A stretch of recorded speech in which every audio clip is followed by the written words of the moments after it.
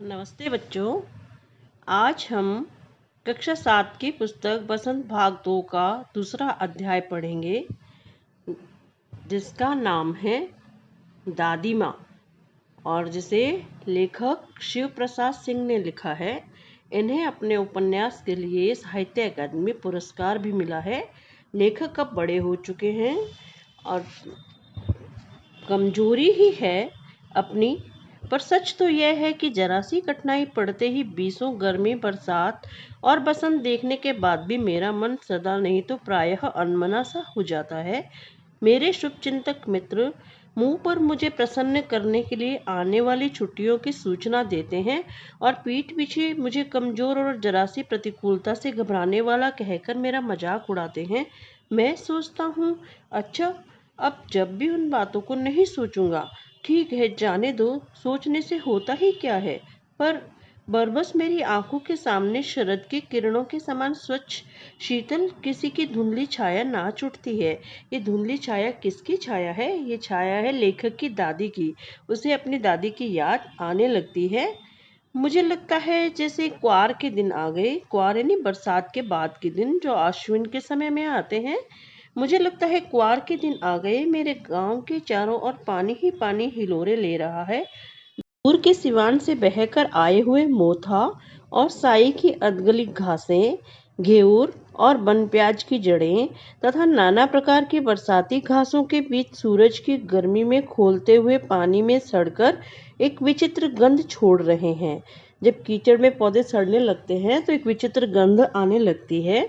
रास्तों में कीचड़ सूख रहा है और गांव के लड़के किनारों पर झाग भरे जलाशयों में धमाके से कूद रहे हैं। अपने अपने मौसम की अपनी अपनी बातें होती है। आषाढ़ में आम और जामुन ना मिले, चिंता नहीं। अगहन में चिवड़ा और गुड़ ना मिले, दुख नहीं। चैत के दिनों में लाई के साथ गुड़ की पट्टी ना मिले, अफसोस नहीं। पर क्वार के दिनों में इस गंधपूर्ण झाग भरे जल में कूदना ना हो तो बड़ा बुरा मालूम होता है। तो लेखक की इच्छा हो रही थी कि इन क्वार के दिनों में वो भी जाए और दूसरे बच्चों की तरह जलाशय में कूदे। मैं भीतर हुड़क रहा था। उनकी इच्छा हो रही थी, हुड़क रहा था मतलब इच्छा हो रही थी। 2-1 दिन ही तो कूद सका था और नहा धोकर बीमार हो गया। अब लेखक जब पानी में कूदा, बारिश में नहाया तो बीमार हो गया। हल्की बीमारी ना जाने क्यों मुझे अच्छी लगती है। थोड़ा थोड़ा ज्वर हो, सर में साधारण दर्द हो, खाने के लिए दिन भर नींबू और साबू, साबू यानी साबूदाना। लेकिन इस बार ऐसी चीज नहीं थी। ज्वर तो चढ़ा, जो चढ़ता ही गया, रजाई पर रजाई, और उतरा रात 12 बजे के बाद। दिन में मैं चादर लपेटे सोया था। दादी माँ आई, शायद नहा कर आई थी उसी झाग वाले जल में। पतले दुबले स्नेह सने शरीर पर सफेद किनारीहीन धोती, सन से सफेद बालों के सिरों पर सद्य टपके हुए जल की शीतलता। सद्य यानी निरंतर टपकते हुए, सन से यानी प्रेम से। आते ही उन्होंने सर पेट छुए, आंचल की गांठ खोली, किसी अदृश्य शक्तिधारी के चबूतरे की मिट्टी मुंह में डाली, माथे पर लगाई। दिन रात चारपाई के पास बैठी रहती। कभी पंखा जलती, कभी जलते हुए हाथ पैर कपड़े से सहलाती, सर पर दालचीनी का लेप करती और 20 बार छू छू कर ज्वर का अनुमान करती। हांडी में पानी आया कि नहीं, उसे पीपल की छाल से छोंका कि नहीं, खिचड़ी में मूंग की दाल एकदम मिल तो गई है, कोई बीमार के घर में सीधे बाहर से तो आकर नहीं चला गया, आदि लाखों प्रश्न पूछ पूछ कर घर वालों को परेशान कर देती। और ऐसा ही होता है, जब बच्चे बीमार होते हैं तो उनकी दादी उनके लिए बहुत परेशान होती है और बार बार उसे संभालती है कि वो ठीक तो है। दादी माँ को गंवई गांव की 50 किस्म की दवाओं के नाम याद थे। गांव में कोई बीमार होता तो उसके पास पहुंचती। वहां भी वही काम, हाथ छूना, माथा छूना, पेट छूना, फिर भूत से लेकर मलेरिया, सरसाम, निमोनिया तक का अनुमान विश्वास के साथ सुना। महामारी और विषुचिका के दिनों में रोज सवेरे उठकर स्नान के बाद लवंग और गुड़ मिश्रित जलधार, गूगल और धूप। विषुचिका का अर्थ है हैजा, लवंग यानी लौंग, लौंग और गुड़ से बनी हुई जलधार, गूगल और धूप। सफाई तो कोई उनसे सीख ले। दवा में देर होती तो मिश्री या शहद खत्म हो जाता, चादर या गिलाफ है कवर कोई नहीं बदलता तो वो जैसे पागल हो जाती, बहुत गुस्सा करती। बुखार तो मुझे अब भी आता है। नौकर पानी दे जाता है। मेस महाराज यानी जो मेस में खाना बनाते हैं, अपने मन से पकाकर खिचड़ी या साबूदाना दे जाते हैं। अब वैसी बात नहीं है, जैसे दादी देखभाल करती थी वैसे कोई नहीं करता है। डॉक्टर साहब आकर नाड़ी देख जाते हैं और कुनेन मिक्सचर की शीशी की तिताई के डर से बुखार भाग भी जाता है। पर ना जाने क्यों ऐसे बुखार को बुलाने का जी नहीं होता। क्यों जी नहीं होता? क्योंकि अब दादी माँ उनको संभालने के लिए नहीं है। किशन भैया की शादी ठीक हुई तय हुई। दादी माँ के उत्साह और आनंद का क्या कहना। दिन भर गायब रहती, सारा घर जैसे उन्होंने सर पर उठा लिया हो। पड़ोसिनें आती, बहुत बुलाने पर दादी माँ आती। बहन बुरा न मानना, कार परोजन का घर ठहरा। एक काम अपने हाथ से ना करूं तो होने वाला नहीं है।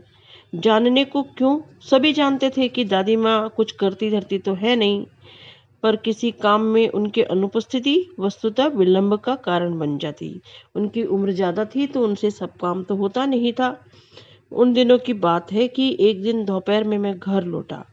बाहरी निकसार में दादी माँ किसी पर बिगड़ रही थी। ये किस्सा लेखक और बता रहे हैं अपनी दादी माँ का। जब वो घर लौटे तो दादी माँ किसी पर बिगड़ रही थी। देखा पास के कोने में दुबकी रामी की चाची खड़ी है। सो ना होगा धन्नो, रुपए मैं सूद के आज ही दे दो। मैं सूद यानी ब्याज के सहित आज। सो ना होगा धन्नो, रुपए मैं सूद के आज ही दे दो। तेरी आंख में तो शर्म है नहीं? मांगने के समय कैसे आई थी, पैरों पर नाक रगड़ती। फिर किसी ने एक भी पाई तुझे दी? अब लगी है आजकल करने, फसल में दूंगी। अब क्या तेरी खातिर दूसरी फसल कटेगी? दूंगी मालकिन। रामी की चाची रोती हुई दोनों हाथ से आंचल पकड़े दादी माँ के पैरों की ओर झुकी। बिटिया की शादी है, आप दया न करेंगी तो उस बेचारी का निस्तार कैसे होगा? वो कह रही थी इसकी शादी कैसे होगी। हट हट, अभी नहा के आई हूँ। दादी माँ पीछे हट गई। जाने दो दादी, मैंने इस अप्रिय प्रसंग को हटाने की गरज से कहा। किसने कहा? लेखक ने। बेचारी गरीब है, दे देगी कभी। चल चल, चला है समझाने, मुझे समझाएगा। मैं चुपके से आंगन की ओर चला गया। कई दिन बीत गए, मैं इस प्रसंग को एकदम भूल गया। एक दिन रास्ते में रामी चाची मिली। वह दादी को पूतो फलो दूधो नहाओ का आशीर्वाद दे रही थी। मैंने पूछा, क्या बात है धन्नो चाची? तो उसने विहल होकर कहा, ओरिण हो गई बेटा, भगवान भला करे हमारी मालकिन का। ये दादी, उसकी दादी के लिए कह रही थी रामी चाची। कल ही आई थी, पीछे का सभी रुपया छोड़ दिया और ऊपर से 10 रुपए का नोट देकर बोली, देखना धन्नो, जैसी तेरी बेटी वैसी मेरी। 10-5 के लिए हंसाई ना हो, देवता है बेटा, देवता तेरी दादी। तो इस पहरे में लेखक ने दादी की उदारता का वर्णन किया है कि दादी पहले पैसे देती है और फिर डांट भी देती है, लेकिन बाद में माफ़ कर देती है। धन्नो की बात सुन करके लेखक भी बहुत खुश हुआ। उस रोज तो बहुत डांट रही थी। मैंने पूछा, वह तो बड़े लोगों का काम है बाबू, रुपया देकर डांटे भी न तो क्या लाभ। मैं मन ही मन इस तर्क पर हंसता हुआ आगे बढ़ गया। किशन के विवाह के दिनों की बात है। विवाह के 4-5 रोज पहले से ही औरतें रात रात भर गीत गाती है। विवाह की रात को अभिनय भी होता है। यह प्रायः एक ही कथा का हुआ करता है। उसमें विवाह से लेकर पुत्रोत्पत्ति तक के सभी दृश्य दिखाए जाते हैं। सभी पार्ट औरतें ही करती है। अब सब पार्ट शादी के समय में औरतें ही निभाती है। मैं बीमार होने के कारण बारात में न जा सका। मेरा भाई राघव दालान में सो रहा था। वह भी बारात के जाने के बाद ही पहुंचा था। औरतों ने उस पर आपत्ति की। दादी माँ बिगड़ी। लड़के से क्या पर्दा, लड़के और ब्रह्मा का मन एक जैसा होता है। भाई की शादी में लेखक बीमार होने की वजह से जा नहीं सका तो उन्हें चादर ओढ़ाकर वहीं लिटा दिया गया जहाँ पर औरतें गीत गा रही थी। तो औरतों को पता चला तो उन्होंने गुस्सा किया, तो दादी ने उन्हें बचा लिया। मुझे भी पास ही के एक चारपाई पर चादर उड़ाकर दादी माँ ने चुपके से लिटा दिया। बड़ी हंसी आ रही थी। सोचा कहीं जोर से हंस दूं, भेद खुल जाए तो निकाल कर बाहर कर दिया जाऊंगा। पर भाभी की बात पर हंसी रुक न सकी और भंडाफोड़ हो गया। देबू की माँ ने चादर खींच ली। कहो दादी, ये कौन बच्चा सोया है? बेचारा रोता है शायद। कहो तो दूध पिला दूं? हाथापाई शुरू हुई। दादी माँ बिगड़ी। लड़के से क्यों लगती है? सुबह रास्ते में देबू की माँ मिली। कल वाला बच्चा भाभी। मैं वहां से जोर से भागा और दादी के माँ के पास जाकर खड़ा हो गया। वस्तुतः किसी प्रकार का अपराध हो जाने पर जब हम दादी माँ की छाया में खड़े हो जाते हैं तो अभयदान मिल जाता है। जब कोई गलती हो जाती है तो दादी के पास जाते हैं तो दादी खुद भी माफ कर देती है और दूसरों से भी माफी दिला देती है। स्नेह और ममता की मूर्ति दादी माँ की एक एक बात आज कैसी कैसी मालूम होती है। परिस्थितियों का वात्या चक्र यानी परिस्थितियों की आंधी, परिस्थितियों का तूफान, जीवन में बदलाव जीवन को सूखे पत्ते सा कैसा नचाता है, इसे दादी माँ बखूबी जानती थी। दादा की मृत्यु के बाद से ही वे बहुत उदास रहती। संसार उन्हें धोखे की टट्टी मालूम होता। धोखे की टट्टी का अर्थ है छल से भरा हुआ। क्यों? क्योंकि दादा ने स्वयं उनको धोखा दिया था। वे सदा उन्हें आगे भेजकर अपने पीछे जाने की झूठी बात कहा करते थे। वे कहते थे कि तुम पहले जाओगी, मैं बाद में जाऊंगा, और दादा पहले ही चले गए। दादा की मृत्यु के बाद कुकुरमुत्ती की तरह बढ़ने वाले मुंह में राम बगल में छुरी वाले दोस्त की शुभ चिंता ने स्थिति और भी डावाडोल कर दी। मुंह में राम बगल में छुरी यानी सामने मीठा बोलने वाले और पीछे से बुराई करने वाले दोस्तों ने। दादा के श्राद्ध में दादी माँ के मना करने पर भी पिताजी ने अतुल संपत्ति व्यय कर दी, खर्च कर दी। पिताजी ने बहुत पैसा लौटा दिया क्योंकि वह संपत्ति घर की तो थी नहीं, उन्होंने ऋण ले रखा था। दादी माँ का अक्सर उदास रहा करती। माघ के दिन थे। माघ भारतीय महीने में जनवरी के समय माघ आता है। तो माघ के समय में बहुत सर्दी होती है। कड़ाके का जाड़ा पड़ रहा था। पछुआ का सन्नाटा और पाले की शीत हड्डियों में घुसी पड़ती। शीत यानी ठंड। शाम को मैंने देखा दादी माँ गीली धोती पहने कोने वाले घर में एक संदूक पर दिया जलाए हाथ जोड़कर बैठी हैं। उनकी स्नेह कातर आंखों में मैंने आंसू कभी नहीं देखे थे। स्नेह कातर यानी प्रेम से अधीर, प्रेम से भरी हुई आंखों में उनके आंसू थे। मैं बहुत देर तक मन मारे उनके पास बैठा था। उन्होंने आंखें खोली। दादी माँ, मैंने धीरे से कहा, क्या है रे, तू यहाँ क्यों बैठा है? दादी माँ, एक बात पूछूं, बताओगी ना? मैंने उनकी स्नेहपूर्ण आंखों की ओर देखा। क्या है? पूछ। तुम रोती थी। दादी माँ मुस्कुराई। पागल, तूने अभी खाना भी नहीं खाया है ना? चल जा, चल खाना खा ले। धोती तो बदल लो दादी माँ, मैंने कहा। मुझे सर्दी गर्मी नहीं लगती बेटा। वे मुझे खींचती हुई रसोई में ले गई। सुबह मैंने देखा चारपाई पर बैठे पिताजी और किशन भैया मन मारे कुछ सोच रहे हैं। दूसरा चारा ही क्या है। बाबू बोले, रुपया कोई देता नहीं, कितने के तो अभी पिछले भी बाकी हैं। वे रोने रोने से हो गए क्योंकि उन्होंने कर्ज ले लिया था। रोता क्यों है रे? दादी माँ ने उनका माथा सहलाते हुए कहा। मैं तो अभी हूँ ही। उन्होंने संदूक खोलकर एक चमकती सी चीज निकाली। तेरे दादा ने यह कंगन मुझे इसी दिन के लिए पहनाया था। उनका गला भर आया।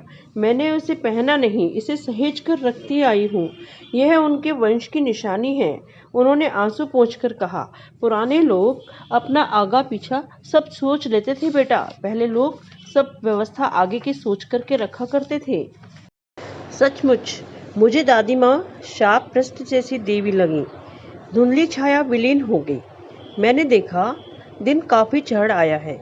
पास के लंबे खजूर के पेड़ से उड़कर एक कौवा अपनी घिनौनी काली पंखें फैलाकर मेरी खिड़की पर बैठ गया। हाथ में अब भी किशन भैया का पत्र कांप रहा है। काली चींटियों सी कतारें धूमिल हो रही है। आंखों पर विश्वास नहीं होता।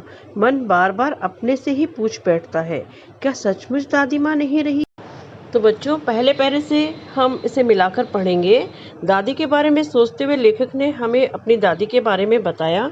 हाथों में भाई का पत्र है जिसमें दादी की मृत्यु की खबर लिखी है। इसे पढ़कर लेखक की आंखों से आंसू ही नहीं रुक रहे हैं। तो ये थी कहानी दादी माँ। आपको अच्छी लगी होगी। बहुत अच्छी और बहुत सीख वाली कहानी थी। और पाठ आपका यहीं समाप्त हुआ। आपको पाठ समझ में आ गया होगा। दादी माँ, आपको अच्छा लगा तो सब्सक्राइब अवश्य कीजिए और कमेंट बॉक्स में कमेंट लिखिए। Thank you.